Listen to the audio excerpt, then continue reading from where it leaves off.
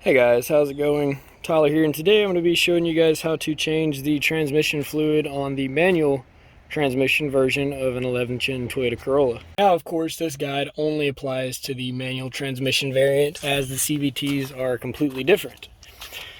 First thing you got to do is get your vehicle lifted off the ground, which you can either do through jack stands or a set of ramps. I tend to prefer ramps just because they seem more solid and more stable, in my opinion. And of course, be sure to chalk your rear wheels off.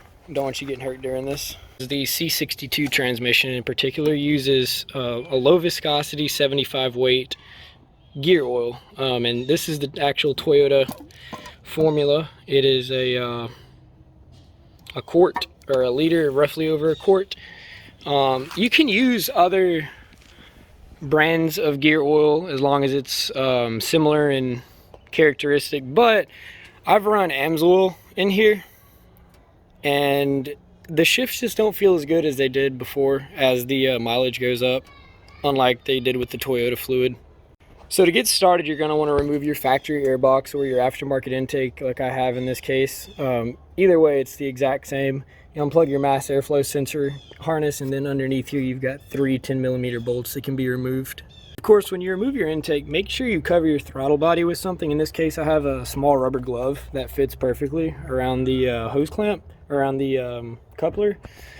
And also, this would be a great time to tend to the dirt and stuff in your engine block or engine compartment that you may not always be able to get to.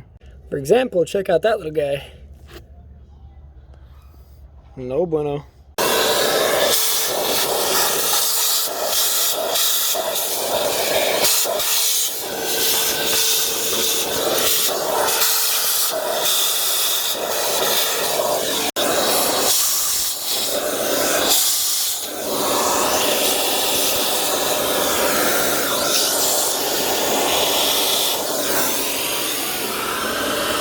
Okay, so once we've got this far, we'll be able to see our drain plug right here.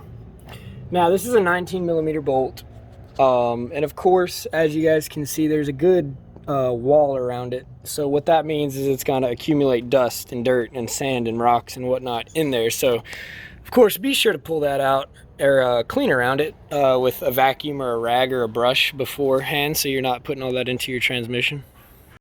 Okay, so now up underneath the car, this is the transmission drain plug right here. It's a 10mm Allen key. Be sure that you're draining the transmission and not your motor oil, because this is a black oil pan, a aluminum pan or a stamped steel pan, and then this is aluminum transmission case. Be sure we're draining this. That's why the plugs are different, to be able to decipher. Of course, while you're up underneath here, it's never a bad idea to look at your seals. Your seals right here on your output shafts, the CV shafts. Oh, and then of course over on the other one. Mine look fine, 75,000 miles later. Of course, never hurts to look around. Just be sure everything looks good. You can check for play in your CV shafts, check boots on the CV joints. Everything's looking all right. Okay, so once you've got your pan ready and you get your drain plug loosened up, you can go ahead and pull the plug once you have somewhere set close to set the plug and inspect it. Most of these have magnets. I'm pretty sure this one does. I don't remember. Washer fell off. Oh yeah, that fluid looks fantastic. Of course, it'll splash less if you've got the top plug loosened too. Liquid gold. Wow. Well, that definitely makes me feel better. So once you get that done, you'll install your plug with a new washer. And if you poured it into a pretty clean collection method, you can look in it and see if you see anything funny.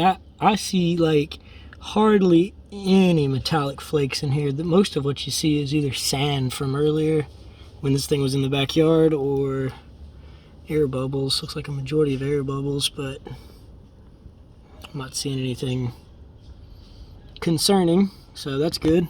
So of course, once you get the new fluid in, you can put everything back the way it was and then go for a test drive.